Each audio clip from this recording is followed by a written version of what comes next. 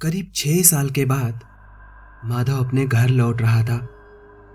वह एक सैनिक था और बहुत ही दिक्कतों के बाद उसको घर के लिए छुट्टी मिली थी। फाइनली उसका गांव आ गया। अपने साथ लाई हुई भारी बैग उसने अपने हाथों में ले ली और वैसे ही वो गाड़ी भी निकल गई। उसका गांव वहां से कुछ ही दूर था, लेकिन अभी रात हो चुकी थी। चारों तरफ घना अंधेरा था और रात में कीड़ों की आवाज़ से वो अंधेरा और भी डरावना लग रहा था। ठंड के दिन होने के कारण हवा भी अभी ठंडी चल रही थी। जब वो एक जगह पर पहुंचा तो उसको सामने एक पीपल का पेड़ नजर आया और हवा का झोंका आते ही वो पेड़ के पत्ते भी झूलने लगते, आवाज़ करने लगते। उसके ही नीचे एक चाय की टपरी थी और वहाँ लगे हुए पीले लाइटों की चमक बाहर तक आ रही थी। उस टपरी में कोई तो था। अपने हाथों में भारी भरकम बैग लेके माधव उस टपरी की तरफ बढ़ चला। अब वह जो भी था वो साफ साफ दिखाई दे रहा था। एक बूढ़ा आदमी काम कर रहा था। वह बूढ़ा अपने काम में इतना व्यस्त था कि माधव उसके पास आ गया, ये उसको पता भी नहीं चला। क्या काका, गांव में जाने के लिए कोई गाड़ी मिलेगी क्या? माधव की आवाज से वह बूढ़ा बाहर आ गया। गांव में नए लग रहे हो बेटा? उसकी आवाज में एक अलग ही भारीपन था। हाँ, बहुत दिनों से आया हूँ, लेकिन रात हो गई। कौन सा गांव बोला बेटा? मिरज गांव। अच्छा, गांव पास में ही है, लेकिन रात बहुत हो चुकी है, गाड़ी मिलना मुश्किल है और रास्ता भी बहुत खराब है। और हाँ बेटा, वो बूढ़ा माधव के पास आया।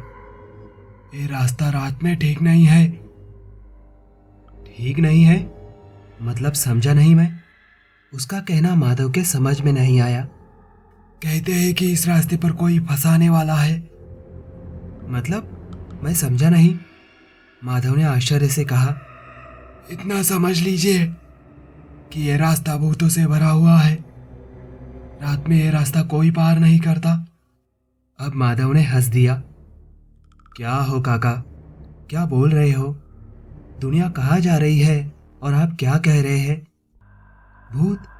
वैसे आपकी भी कोई गलती नहीं है, आपकी पीढ़ी ही पुरानी है। मैं सैनिक हूँ। बहुत रास्ते और जंगल मैंने पार किए हैं, वो भी रात में। बेटा मैं सच कह रहा हूँ, बहुत लोग इस रास्ते से गए हैं, लेकिन कोई भी वापस नहीं आया। सब मरे हुए मिले, कभी कोई जीवित नहीं मिला। कहाँ फंस गया इस बूढ़े के चक्कर में। उसने गुस्से से अपनी बैग उठाई और वहां से चल दिया। बेटा सुनो, मत जाओ वो रास्ते से, वो बुढ़ा चिल्लाकर कह रहा था। लेकिन उसकी बातों का असर माधव पर नहीं हो रहा था। वह रास्ता बड़ा ही सुनसान था। अब रात के लिए कुछ ज्यादा ही आवाज कर रहे थे। वो चलता ही जा रहा था। चांद तो काले बादलों के पीछे ही छुप गया था। कुछ देर चलने के बाद उसे टिम टिम करते हुए लाइट दिखाई दिए। क्या बुढ़ा पागल बना रहा था? वह गांव साफ दिखाई दे रहा है और कह रहा था भूत। माधव ने खुद से कहा। वो लाइट अभी दूर दिखाई दे रही थी। इतना चलने के बाद भी गांव पास नहीं आ रहा था। माधव को लगा रास्ता टेढ़ा होने के कारण उसे देर हो रही है। कुछ देर और चलने के बाद वो लाइट भी गायब हो गई थी। उसने चारों ओर देखा, कहीं भी कुछ भी दिखाई नहीं दे रहा था। सब तरफ बस दिखाई दे रहा था घना अंधेरा। मैं रास्ता तो नहीं भटक गया, ऐसा अब उसको लगने लगा था। कुछ भी कहो अब, लेकिन वो थोड़ा सा डर गया था। नए दिखाई दे रहे हो साहब? इस आवाज से माधव जोर से डर गया और वो पीछे मुड़ गया। रंग काला, बड़ी आंखें, 30-35 का वो नौजवान लग रहा था। हाथ में एक लकड़ी भी थी। कौन हो तुम? डरते हुए माधव ने कहा। साहब घबराइए मत, मैं साल्या इस खेत में रखवाली करता हूँ और यही रहता हूँ। आप अकेले ही थे इसलिए आया। उसके परिचय से माधव का डर कम हो गया था। आप यहाँ के लगते नहीं? नहीं, मैं मीरज गांव से हूँ। बहुत दिनों के बाद जा रहा हूँ। गांव पास में ही था, इसलिए मैं पैदल ही निकल गया। वो सब तो ठीक है, पर रात में इस रास्ते से सफ़र करना ठीक नहीं है। उसकी बातों से माधव को उस बुढ़ी की बात याद आई। क्यों, यहाँ भूत है? हाँ साहब, आपको कैसे पता? मेरा भरोसा नहीं है ऐसी बातों पर उस चाय के टपरी में एक बूढ़ा मिला था, उसने ही बताया। कौन बूढ़ा साहब? वही जो मुझे उस टपरी में मिला था। साहब, वहाँ एक भी टपरी नहीं है, आपको कुछ गलतफहमी हो गई है। क्या? कैसी गलतफहमी? मैंने उस बूढ़े से बात की। अगर ऐसा होगा साहब तो वही भूत होगा, क्योंकि वहाँ कोई भी चाय की टपरी नहीं है। अब माधव डर गया था। साहब, आप मेरे साथ चलिए, यही पास में मेरा घर है, सुबह होते ही निकल लीजिए। माधव ने भी उसका कहना मान लिया। वो बूढ़ा ही भूत था, ये सोचकर ही उसके रोंगटे खड़े हो गए। माधव उसके पीछे एक घर के पास आ गया।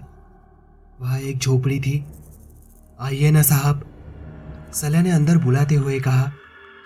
दरवाज़ा खुलते ही एक औरत चूल्हे पर खाना बना रही थी और उसकी थोड़ी ही दूर एक छोटे बच्चे का झूला भी था। माधव अंदर जाते ही उस औरत ने उसकी तरफ देखा। सांवला रंग, चेहरे पर बड़ी लाल बिंदी और चेहरे पर एक डरावनी मुस्कुराहट। माधव को सब अजीब लग रहा था, लेकिन उसने कुछ नहीं कहा। वो अभी भी उसी औरत को देख रहा था। साहब, ये मेरी बीवी पार्वती है, सल्या ने कहा।